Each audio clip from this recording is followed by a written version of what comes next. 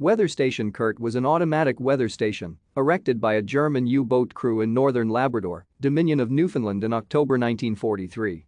Installing the equipment for the station was the only known armed German military operation on land in North America during the Second World War. After the war it was forgotten until its rediscovery in 1977. In the Northern Hemisphere, weather systems in temperate climates predominantly move from west to east. This gave the Allies an important advantage.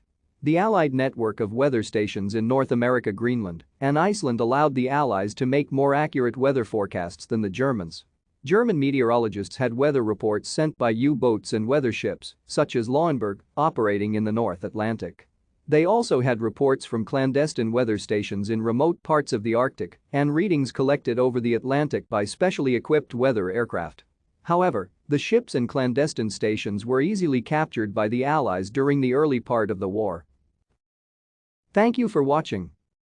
Like and subscribe if you would like to view more of our videos. Have a nice day.